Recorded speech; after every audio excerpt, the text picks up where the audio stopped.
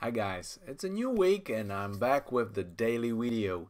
And this time this will be a little bit different because on Sunday I played the Invictable Zia tournament, and this board comes actually from this 16 board tournament where you try to beat the bridge legend Zia Mahmoud, who is playing, well, I would like to say the same boards, but it's not entirely true. Let's say that he's playing the same tournament, and if you beat him, you get rewarded.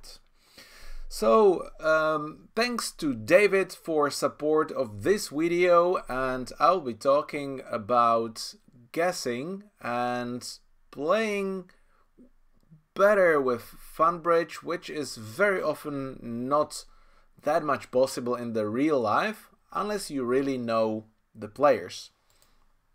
So let's have a look on the board. So we have a balanced hand, 11 count. So when you are figuring out if you want to open the weaker hand, so not the 12 high cards, then you should have some criteria fulfilled, and the main thing is that you should have the defensive values. We have 2 kings and an ace, which is great. And you also should have some playing potential, and because of good diamond suit ace jack 10, where you can play the double finesse, and you have what is the most important, you have the 5th card, which is much easier to establish, and that's the extra trick. So it's a good option both for no trumps, and because of free in majors, it's also kind of a good hand if partner will have a 5-card major.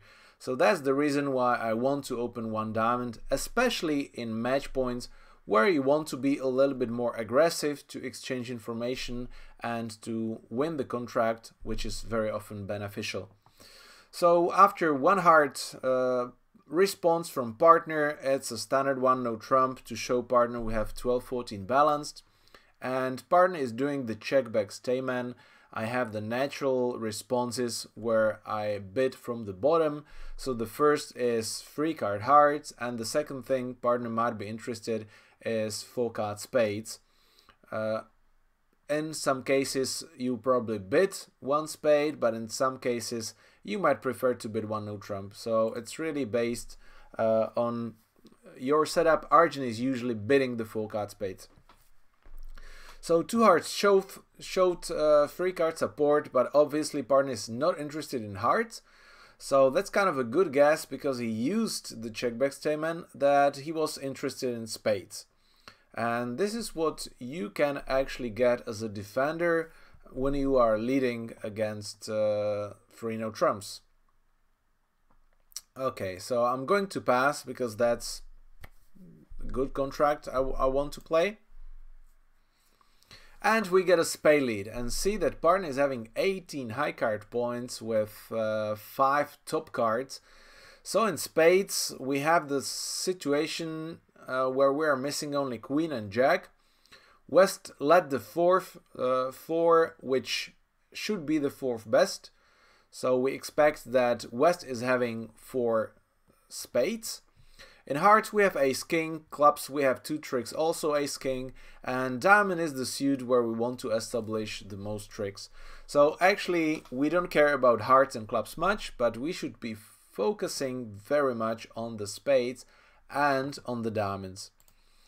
So in spades we play small and see what East plays, and he plays the jack, which we win with the king.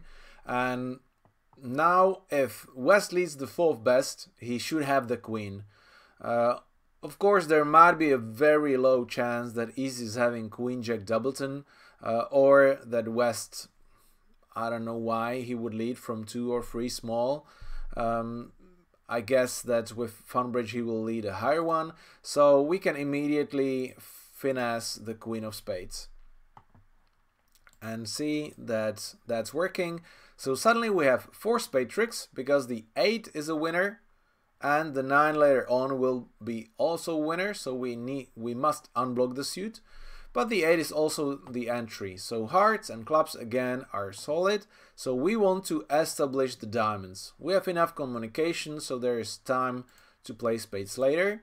So we cash the king, and you should very carefully follow what spot cards, so the small cards, Arjun is playing. And we have the 3 and the 9. 9 is very suspicious, but what is important is what will be in the second round from East. So we have 7 diamonds, we had 7 diamonds at the beginning, which means opponents have 6. So they can split either 3-3 or 4-2 or 5-1. Well, even 5-1 is not very probable, so we don't even think 6-0. The chance of 3-3 and 4-2 is about the same probability. But with Arjun, it's different. It's, I would say, almost 100% if you know what is Arjun signaling and how to read the signals. So 3 and a 9, remember that. So we play the second round and East played the 2. So the first time he played the 3 and the second time he played the 2. And high-low is an even number of cards. So now we know 100% sure that East is having 2 or 4 diamonds. What does that mean? That West is having 4 or 2 diamonds. And now what is interesting in the diamond suit is the missing queen.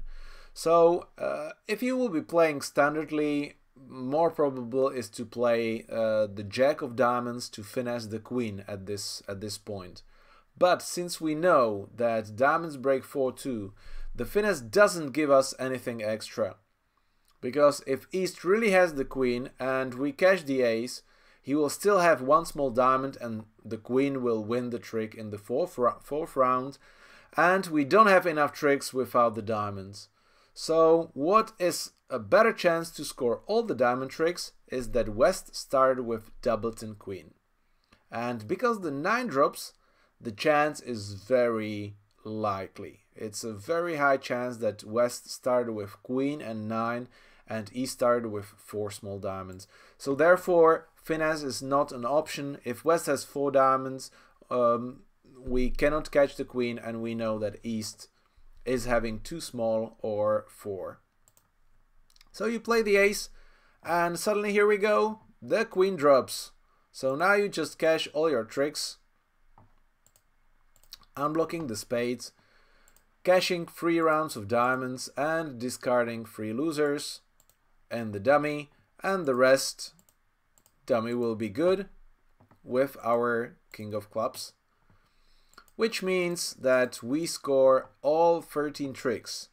And you might think 18 where we opened, partner should have gone to the slam.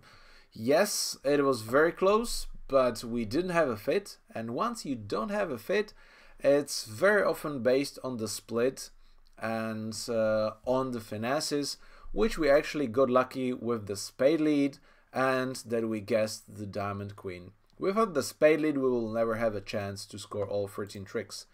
So once we claim now, we will have a look that we score, well, my result is 91.88%. When I played, it was a little bit less than 91. But what is important is that most of the players got only 12 tricks with 57%.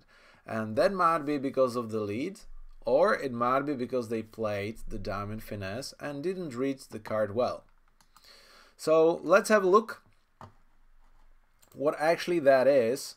And if I move myself and the board number 1, so see that there are 14 players only out of I think, sorry, it's 81 people playing. 14 of them scored all the tricks, nobody reached the slam, and 15 scored 29. It probably also matters which side opens, so if we pass, then maybe partner will be declaring and we get a different lead, where you will score only 12 tricks. So sometimes it's also a little bit of luck and good positioning.